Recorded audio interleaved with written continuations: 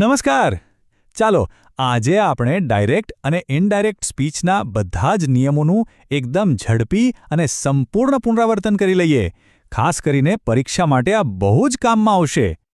ચાલો એક ક્લાસિક ઉદાહરણથી શરૂઆત કરીએ. આ વાક્ય પર નજર નાખો. આજના આ વિશ્લેષણના અંત સુધીમાં ખાતરી છે કે આવા કોઈપણ વાક્યને બદલવું એ એકદમ રમતવાત લાગશે. તો આ છે આપણો આજનો રોડમેપ. આપણે એકદમ પાયાથી શરૂ કરીને ધીમે ધીમે બધા નિયમોને સમજીશું. સારું, તો ચાલો શરૂ કરીએ. સૌથી પહેલું અને અગત્યનું કામ એ છે કે બે સૌથી પાયાના ફેરફારોને સમજી લઈએ જે લગભગ દરેક રૂપાંતરણમાં જોવા મળે છે. હવે જે બે નિયમોની વાત કરવાના છીએ એ આખા વિષયનો આધાર છે. જો આ બે નિયમો પર સારી પકડ આવી ગઈ તો સમજી લો કે મોટાભાગના વાક્યો એકદમ સાચા જ પડશે. તો આ છે ગોલ્ડન રૂલ. એકદમ સરળ.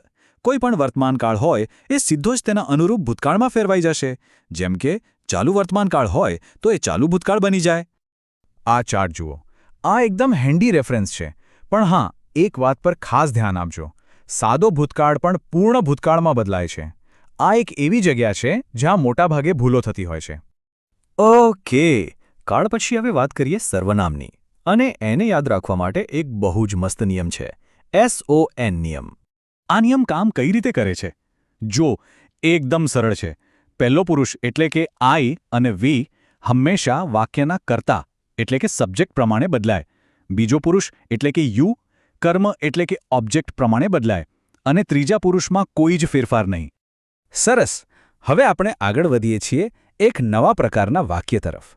જો કોઈ પ્રશ્ન પૂછવામાં આવ્યો હોય તો એને કઈ રીતે રિપોર્ટ કરીશું? ચાલો જોઈએ.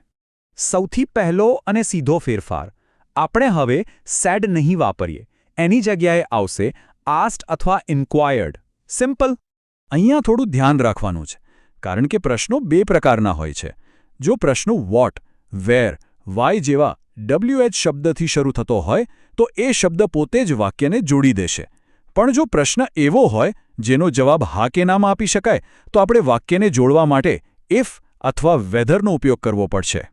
હવે વારો છે આજ્ઞાર્થ વાક્યોનો. એટલે કે એવા વાક્યો જેમાં કોઈ આદેશ, કોઈ વિનંતી કે પછી કોઈ સલાહ આપવામાં આવી હોય.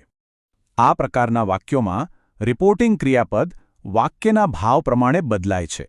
જેમ કે આદેશ હોય તો ઓર્ડર્ડ, વિનંતી હોય તો રિક્વેસ્ટેડ. અને સૌથી મોટો ફેરફાર એ છે કે મુખ્ય ક્રિયાપદની આગળ ટુ લાગી જાય છે. અહીંયા એકદમ સરસ ઉદાહરણ છે. પ્લીઝ કમ્પ્લીટ ધી વર્કનું શું થયું? She requested to complete the work. જોયું? પ્લીઝ શબ્દ નીકળી ગયો અને ક્રિયાપદ બની ગયું ટુ કમ્પ્લીટ. બરાબર. હવે આપણે લગભગ અંત તરફ છીએ. ચાલો હવે એ નાની નાની પણ ખૂબ જ મહત્વની વિગતો પર નજર કરીએ જે આપણા વાક્યને એકદમ પરફેક્ટ બનાવશે. એટલે કે સમય અને સ્થળ બતાવતા શબ્દો. આ શબ્દો પણ બદલાય છે. કેમ કે જ્યારે વાત કહેવાય ત્યારે જે આજ અને અહીં હતું એ હવે રિપોર્ટ કરતી વખતે તે દિવસે અને ત્યાં બની જાય છે. એટલે આ ફેરફાર જરૂરી છે. એવી જ રીતે ક્ષમતા કે સંભાવના બતાવતા જે મોડેલ વર્બ્સ છે જેમ કે કેન, વિલ, મે તે પણ તેમના ભૂતકાળના રૂપમાં બદલાઈ જાય છે. પણ અહીંયા એક ખૂબ જ મહત્વનો અપવાદ છે. આને બરાબર યાદ રાખજો કારણ કે પરીક્ષામાં આના પરથી સવાલ પૂછાવાની શક્યતા ઘણી વધારે હોય છે. જો ડાયરેક્ટ સ્પીચના વાક્યમાં પહેલેથી જ કુડ, વુડ, શુડ, માઇટ કે ઓટ ટુ જેવા શબ્દો આપેલા હોય તો ઇનડાયરેક્ટ સ્પીચમાં એમાં કોઈ જ ફેરફાર થતો નથી. એ એવા ને એવા જ રહે છે. તો આપણે લગભગ બધા જ નિયમોને સમજી લીધા છે. ચાલો હવે આ બધી માહિતીને એક અંતિમ ચેકલિસ્ટમાં ગોઠવી દઈએ જેથી બધું એકસાથે યાદ રહી જાય. બસ આ 5 પગલાંની પ્રક્રિયાને હંમેશા મગજમાં રાખો. કોઈ પણ વાક્યને રૂપાંતરિત કરતી વખતે જો આ ક્રમમાં આગળ વધશો તો ભૂલ થવાની કોઈ શક્યતા જ નહીં રહે. નમસ્કાર. ડાયરેક્ટ અને ઇનડાયરેક્ટ સ્પીચ. આ નામ સાંભળીને જ ગ્રામરનો કોઈ અઘરો કોયડો યાદ આવી જાય છે ખરું ને? પણ સાચું કહું તો એવું બિલકુલ નથી. આજે આપણે સાથે મળીને આ કોયડાને ઉકેલીશું અને એના કોડને તોડીશું.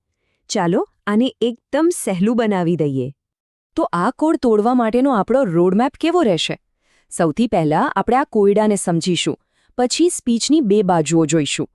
એ પછી આપણે કાળની માસ્ટર કી વિશે જાણીશું, શબ્દો અને સમયમાં થતા ફેરફારોને સમજીશું અને છેલ્લે પ્રેક્ટિસ કરીને આ કોડને હંમેશ માટે તોડી નાખીશું. કોઈ બીજાએ કહેલી વાતને ફરીથી કહેવી ક્યારેક ક્યારેક થોડું ગૂંચવણભર્યું લાગી શકે છે, પણ ચિંતા ના કરો. આ સફરના અંત સુધીમાં આ કોયડો ઉકેલવા માટેના બધા જ સાધનો આપણી પાસે હશે. તો ચાલો આપણે આગળ વધીએ અને સૌથી પહેલા આખી વાતના મૂળમાં જઈએ, એટલે કે ડાયરેક્ટ અને ઇનડાયરેક્ટ સ્પીચ વચ્ચે ખરેખર ફરક શું છે એને બરાબર સમજી લઈએ.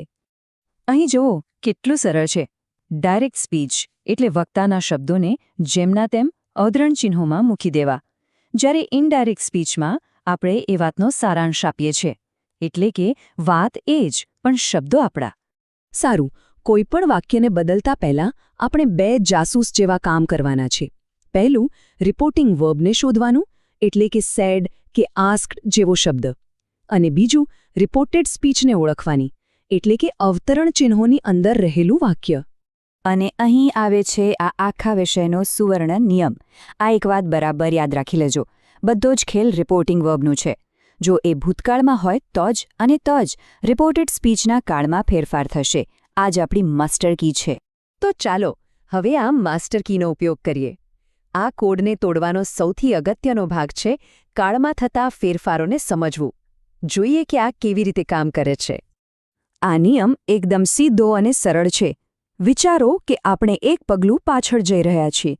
દરેક વર્તમાનકાળ એના અનુરૂપ ભૂતકાળમાં બદલાઈ જશે. સાદો વર્તમાનકાળ સાદા ભૂતકાળમાં, ચાલુ વર્તમાનકાળ ચાલુ ભૂતકાળમાં, અને એમ જ આગળ. હવે ભૂતકાળમાં શું થાય છે? અહીં થોડું રસપ્રદ છે. સાદો ભૂતકાળ અને ચાલુ ભૂતકાળ એ બંને વધુ એક ડગલું પાછળ જઈને પૂર્ણકાળમાં ફેરવાય છે. પણ જે વાક્યો પહેલેથી જ પૂર્ણ ભૂતકાળ કે ચાલુ પૂર્ણ ભૂતકાળમાં હોય એ પોતાની જગ્યાએ અડગ રહે છે. એમાં કોઈ ફેરફાર નહીં. અને ભવિષ્યકાળનું શું? એ પણ ભૂતકાળનું સ્વરૂપ લે છે. જેમ કે વિલનું વુડ બની જાય છે, કેનનું કુડ અને મેનું માઇટ. આ એકદમ તાર્કિક છે, નહીં? સારું, તો કાળની વાત તો થઈ ગઈ, પણ વાત અહીં પૂરી નથી થતી.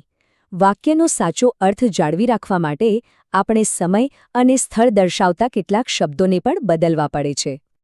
જુઓ, જે શબ્દો નિકટતા બતાવે છે તે અંતર બતાવતા શબ્દોમાં ફેરવાઈ જાય છે. એટલે ધીસ બની જશે ધેટ, હિયર બની જશે ધેર, અને નાઉ એટલે કે અત્યારે એ બની જશે ધેન એટલે કે ત્યારે. આવું જ સમયસૂચક શબ્દો સાથે પણ થાય છે. ટુડે બની જાય છે ધેટ ડે, અને ટુમોરો શું બનશે? હા, ધ નેક્સ્ટ ડે અથવા ધ ફોલોઈંગ ડે. આ બધું વાતને ભૂતકાળના સંદર્ભમાં રજૂ કરવા માટે જરૂરી છે. ચાલો હવે આપણે જે કાંઈ પણ શીખ્યા એ બધા નિયમો અને ચાવીઓને વાસ્તવિક ઉદાહરણો પર લગાવીને જોઈએ. હવે સાચી મજા આવશે. જોઈએ કે આ કોડ કેટલી સરળતાથી તૂટે છે. આપણી સામે પહેલું વાક્ય છે, they said we won the game. ચાલો આને ઉકેલીએ. પહેલું પગલું, રિપોર્ટિંગ વર્બ શું છે? સેડ એટલે કે ભૂતકાળ, અને reported speech one the game, જે સાદો ભૂતકાળ છે. તો નિયમ શું કહે છે? સાદો ભૂતકાળ પૂર્ણ ભૂતકાળમાં ફેરવાય, એટલે વોનનો થઈ જશે હેડ વન, અને આપણો જવાબ તૈયાર છે. They said that they had won the game. જોયું કેટલું સરળ છે. સારું, સાદા વાક્યો તો ઠીક છે, પણ જો વાક્ય પ્રશ્નાર્થ હોય તો? જેમ કે અહીં છે. એમાં થોડા વધારાના નિયમો છે, પણ ગભરાવાની જરૂર નથી. મૂળભૂત તર્ક તો એ જ રહે છે. પ્રશ્નો માટે આપણે 4 કામ કરવાના છે. પહેલું, સેડને આસ્ટમાં ફેરવો. બીજું, કાળનો નિયમ તો લાગુ પડશે જ. ત્રીજું અને સૌથી મહત્વનું, પ્રશ્નની રચનાને સાદા વાક્યમાં ફેરવો. અને ચોથું, પ્રશ્નાર્થ ચિહ્ન કાઢી નાખો. એટલે અંતે જે વાક્ય બને છે એ એક વિધાન હોય છે, પ્રશ્ન નહીં. જુઓ, હેડ હી નોટને બદલે હી હેડ નોટ આવે છે. આ જ મુખ્ય ફેરફાર છે. હવે એક મુશ્કેલ કેસ જોઈએ. અહીં રિપોર્ટેડ સ્પીચ પહેલેથી જ પૂર્ણ ભૂતકાળમાં છે. યાદ છે આપણે શું નિયમ શીખ્યા હતા? બરાબર, પૂર્ણ ભૂતકાળ એ આપણા નો ચેન્જવાળા કાળમાંથી એક છે.